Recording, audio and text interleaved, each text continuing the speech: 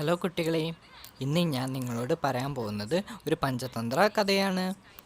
ഇന്നത്തെ കഥ 4 കൂട്ടുകാരെ പറ്റിയാണ് കേട്ടോ.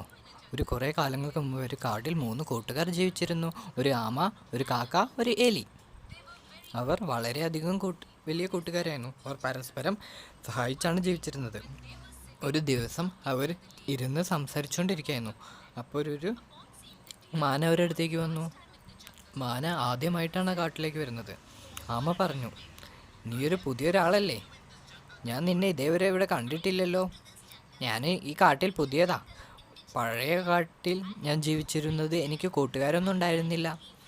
ഞാൻ മറ്റുള്ള ജീവികളോട് കൂട്ടുകാരായിരിക്കാൻ ശ്രമിച്ചു, പക്ഷെ ആരും എന്നോട് കൂട്ടുകാരായില്ല.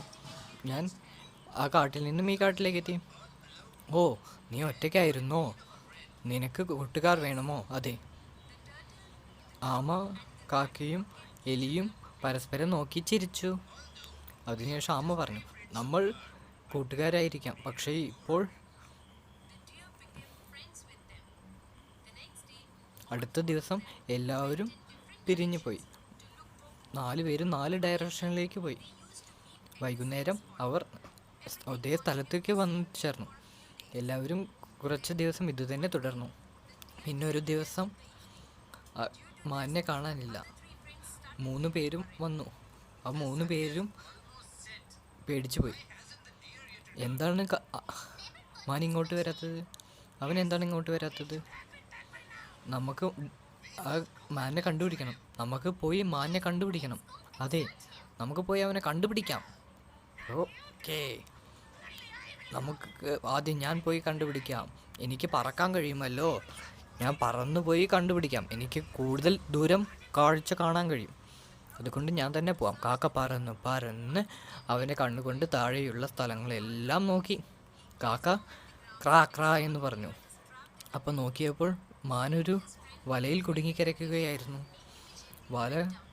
വലയിൽ കുടുങ്ങിയ മാനിൻ്റെ അടുത്തേക്ക്, പ്രിയപ്പെട്ട കൂട്ടുകാരാ, എന്നെ സഹായിക്കൂ, ഇവിടെ നിന്ന് രക്ഷപ്പെടാൻ. നീ പേടിക്കേണ്ട ആവശ്യമില്ല, ഞാനൊന്ന് ചിന്തിക്കട്ടെ എന്ന് പറഞ്ഞ് കാക്ക തിരിച്ച് പറന്നു പോയി. കാക്ക പറന്ന് പറന്ന് ആമയുടെയും എലിയുടെയും അടുത്തേക്ക് എത്തി. എന്നിട്ട് അവരുടെ അടുത്ത് നിന്നും കാക്ക പറഞ്ഞു, എല്ലാ കാര്യവും പറഞ്ഞു. എന്താണ് നീ പറയുന്നത്? ഓ, വേട്ടക്കാരനോ? അതെ, ഒരു വേട്ടക്കാരൻ ആ മാനിനെ പിടിച്ചു വെച്ചിരിക്കുന്നു. ആ വേട്ടക്കാരൻ വരുന്നതിന് മുന്നേ മാനിനെ കണ്ടുപിടിച്ച് രക്ഷിക്കണം. ആ കെണി നമുക്കെടുത്ത് മാറ്റണം, പല്ലിച്ച് തുരക്കാം. കാക്കയും എലിയും അങ്ങോട്ട് പറന്നു വന്നു. എലിയോട് പറഞ്ഞു അത് തുരക്കാൻ. എലി പല്ലു വെച്ച് അത് തുരന്ന് മാനിനെ രക്ഷിച്ചു. മാന് അവിടെ നിന്ന് രക്ഷപ്പെട്ടു. നീ രക്ഷപ്പെട്ടല്ലോ കൂട്ടുകാരാ. അതെ, ഞാൻ സുരക്ഷിതനാണ്. എല്ലാവരും ചേർന്ന് എന്നെ രക്ഷിച്ചു. ആ സമയത്ത് വേട്ടക്കാരൻ അവിടേക്ക് എത്തി. എന്നിട്ട് മാൻ രക്ഷപ്പെട്ടത് കണ്ടു. എലിയും വേട്ടക്കാരനെ കണ്ടു. എലി വേട്ടക്കാരനെ കണ്ടു. അയ്യോ, വേട്ടക്കാരൻ വരുന്നേ, അയ്യോ വേട്ടക്കാരൻ വരുന്നേ. വേട്ടക്കാരൻ വരുന്നത് കണ്ടപ്പോഴേക്കും എല്ലാവരും അവിടെ നിന്നും പോയി. കാക്ക പറന്ന് പോയി. എലി ഒളിച്ചൊളിച്ച് മാളത്തിൽ കയറി. മാൻ ഓടി ഓടി കാട്ടിനുള്ളിലേക്ക് കയറി. ആമയാകട്ടെ മെല്ലെ നടന്നു പോകുമ്പോഴേക്കും വേട്ടക്കാരൻ ആമയെ പിടിച്ചു. എന്നിട്ട് തൻ്റെ വലയിൽ കുടുക്കി. കുറച്ച് സമയത്തിന് ശേഷം മാനും എലിയും കാക്കയും ഒക്കെ ഒന്നിച്ച സ്ഥലത്തായിരുന്നു. അവർ വളരെയധികം സങ്കടപ്പെട്ടു. ഓ, നിങ്ങൾ എൻ്റെ ജീവൻ രക്ഷിച്ചു, പക്ഷേ ആമ കുടുങ്ങി. എനിക്കൊരു ബുദ്ധിയുണ്ട്, എല്ലാവരും രക്ഷപ്പെടുത്താൻ കഴിയും. ആ വേട്ടക്കാരൻ്റെ ഒറ്റയ്ക്കിരിക്കുന്ന സമയത്ത് നമ്മൾ പോയി ആമയെ രക്ഷിക്കും. കാക്ക പറഞ്ഞു അവൻ എങ്ങനെയാണ് ആമയെ രക്ഷിക്കേണ്ടത് എന്ന്. അതൊരു വളരെ നല്ല ഐഡിയ ആണല്ലോ, നമുക്ക് പോകാം. അവർ കടവിൻ്റെ അടുത്തെത്തി. അപ്പോൾ എത്തിയ സമയത്ത് ആ മാൻ മരിച്ചിരിക്കുന്നു. കാക്ക മാനിൻ്റെ കണ്ണടച്ചു. എലി കറക്റ്റ് സമയത്തേക്ക് നോക്കിയിരിക്കുന്നു. ആ വേട്ടക്കാരൻ ആ സ്ഥലത്തെത്തിയപ്പോഴേക്കും മാൻ മരിച്ച പോലെ കണ്ടു. റോഡ് സൈഡിൽ കണ്ടപ്പോൾ വേട്ടക്കാരൻ ചോദിച്ചു, ഓ, മരിച്ചു പോയോ?